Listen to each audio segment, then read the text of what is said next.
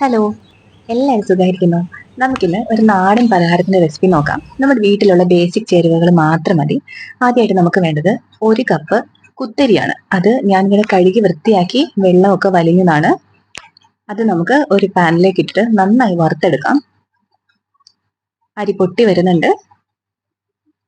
ഒരു മീഡിയം ഫ്ലെയിമിൽ വെച്ചിട്ട് ചെയ്താൽ മതി കേട്ടോ. കരിഞ്ഞൊന്നും പോകരുത്. കരിഞ്ഞൊന്നും പോയത് ഒന്നിനും കൊള്ളില്ല. ഇതേ കണ്ടില്ലേ, നന്നായിട്ട് അരിയെല്ലാം മൂത്തു.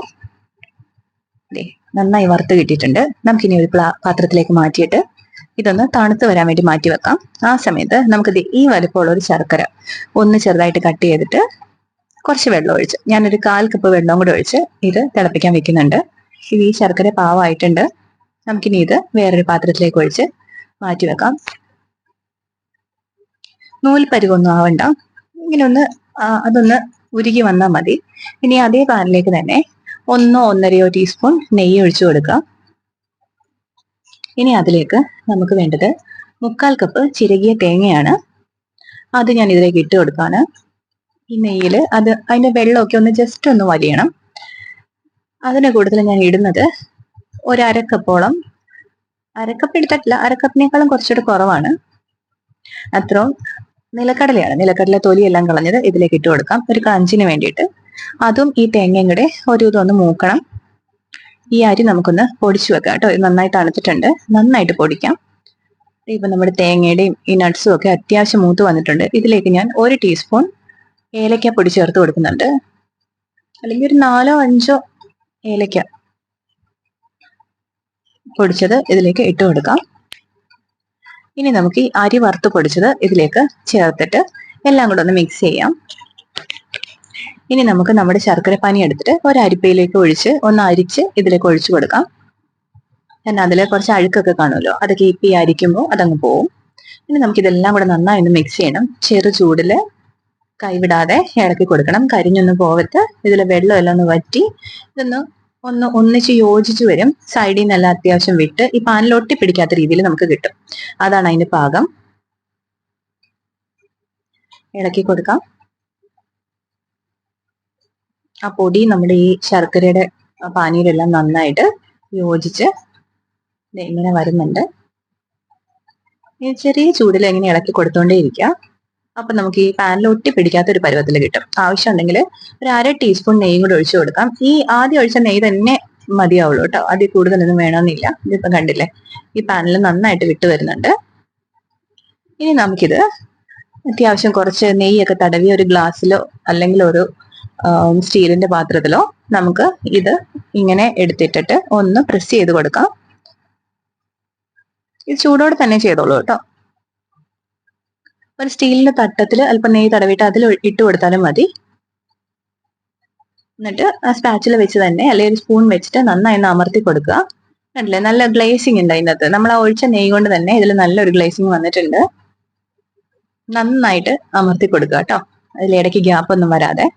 എന്നിട്ട് ഒരു 2 മിനിറ്റ് കഴിഞ്ഞാൽ നമുക്കിത് തിരിച്ചിടാം. ഞാനിത് ഈ പാത്രത്തിലേക്ക് തന്നെ തിരിച്ചിട്ട് കാണിക്കാം കേട്ടോ.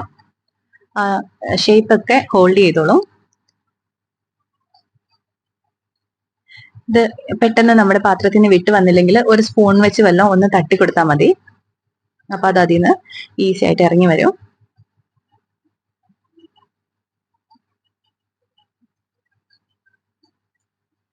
കണ്ടില്ലേ, ആ പാത്രത്തിന് വിട്ട് വരുന്ന കണ്ടില്ലേ. നമ്മുടെ നമ്മുടെ അരിയുണ്ട അല്ലെങ്കിൽ നമ്മൾ ഈ അരി വറുത്തൊക്കെ കഴിക്കില്ലേ, അതുപോലൊക്കെ ടേസ്റ്റ് ഉള്ള ഒരു പലഹാരമാണ് കേട്ടോ. വലിയ ചിലവൊന്നും ഇല്ലാതെ നമുക്ക് എല്ലാവർക്കും വല്ലപ്പോഴും ഒരു മധുരമൊക്കെ കഴിക്കണമെങ്കിൽ നമുക്കിത് ഉണ്ടാക്കി നോക്കാവുന്നതാണ്. ഇപ്പം നന്നായിട്ട് അതിൽ നിന്ന് വിട്ട് വന്നിട്ടുണ്ട്. നമുക്കിനി ഈ ഗ്ലാസിന്റെ ഈ പാത്രം അങ്ങ് എടുത്തു മാറ്റാം. ഞാൻ കാണിച്ചു തരാം. അതിന്റെ കറക്റ്റ് ഷേപ്പിലൊക്കെ കിടപ്പുണ്ട്.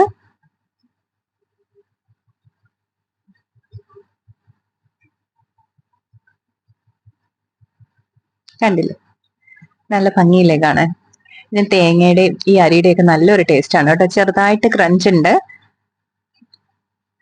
നല്ല ഫൈനായിട്ട് പൊടിക്കുകയാണെങ്കിൽ അത്ര ക്രഞ്ച് വരില്ല. ഇത് ഞാൻ അത്ര ഫൈനായിട്ട് പൊടിച്ചിട്ടില്ല. നല്ല ഫൈനായിട്ട് പൊടിക്കുന്നതായിരിക്കും കൂടുതൽ നല്ലത് കേട്ടോ. ഇപ്പം ഞാനിങ്ങനെ പീസസ് ആയിട്ട് മുറിച്ച് വെച്ചിട്ടുണ്ട്. ഇതിപ്പം ചെറു ചൂടുണ്ട് ഇതിന്. ഞാനൊരു സ്പൂണും കൊണ്ട് ഇതൊന്ന് മുറിച്ച് കാണിച്ചു തരാം. കുറച്ചുകൂടി ഇത് ടൈറ്റ് ആവും കേട്ടോ, അത് തണുത്ത് കഴിയുമ്പോൾ. ഇതേ കണ്ടില്ലേ, ഇങ്ങനെ ഇരിക്കും. നല്ല രുചിയാണ്. എല്ലാവരും ട്രൈ ചെയ്ത് നോക്കുക. എന്നിട്ട് ഫീഡ്ബാക്സ് ഒക്കെ അറിയിക്കണം. വലിയ ചിലവൊന്നുമില്ല. നമ്മൾ മലയാളികൾ എല്ലാവരുടെയും വീട്ടിൽ തന്നെ അരി കാണും. ഈ കപ്പലണ്ടി ആണേലും അല്ലെങ്കിൽ ശർക്കരയും തേങ്ങയൊക്കെ നമ്മുടെ വീട്ടിലുള്ളതല്ലേ. ഇത് തന്നെ കുറച്ചെടുത്ത് ഞാൻ ഉണ്ടയാക്കി കാണിച്ചു തരുന്നുണ്ട്. ഇത് ഉരുട്ടിയെടുത്താൽ മതി. നമ്മുടെ കയ്യിൽ നെയ്യൊന്നും തടവണമെന്നില്ല കേട്ടോ. ഞാൻ നെയ്യൊന്നും തടവിയിട്ടില്ല. അല്ലാതെ തന്നെ നല്ല രീതിയിൽ ഇത് ഉരുളയായിട്ട് വരുന്നുണ്ട്. ചെറിയ ചൂടുണ്ട് എങ്കിലും ഉരുള ഉരുട്ടി ഇങ്ങനെ എടുത്താൽ മതി. നമുക്കിത് കുറേ ദിവസം സ്റ്റോർ ചെയ്ത് വെക്കാൻ പറ്റും കേട്ടോ. ഇത് കേടൊന്നും ആവത്തില്ല പെട്ടെന്ന്. അതുകൊണ്ട് നമുക്ക് ഇപ്പൊ ഉണ്ടാക്കി ഇച്ചിരി കൂടുതൽ ഉണ്ടാക്കിയാലും ഫ്രിഡ്ജിലോ പുറത്തോ എവിടെ വേണമെങ്കിലും സ്റ്റോർ ചെയ്യാം. കുഞ്ഞുമക്കൾക്കൊക്കെ ഇടയ്ക്ക് എടുത്ത് കൊടുക്കാം, നമുക്കും കഴിക്കാം. അപ്പൊ എല്ലാവരും ട്രൈ ചെയ്ത് നോക്കിയിട്ട് ഫീഡ്ബാക്സ് അറിയിക്കണം കേട്ടോ. നമ്മുടെ ചാനൽ ഇഷ്ടപ്പെടുകയാണെങ്കിൽ ചാനൽ ഒന്ന് സബ്സ്ക്രൈബ് ചെയ്തേക്കണം. അതുപോലെ നോട്ടിഫിക്കേഷൻസ് കറക്റ്റ് കിട്ടാൻ വേണ്ടിയിട്ട് ആ നോട്ടിഫിക്കേഷൻ ബെല്ലൈക്കണിലൂടെ ഒന്ന് ക്ലിക്ക് ചെയ്തേക്കണേ. ഈസി ആയിട്ടുള്ള വീഡിയോ അല്ലേ, എല്ലാവരും ട്രൈ ചെയ്യുക. അപ്പൊ നമുക്ക് നാളെ വേറൊരു വീഡിയോയിൽ ഇനിയും കാണാം. അതുവരെ ബൈ.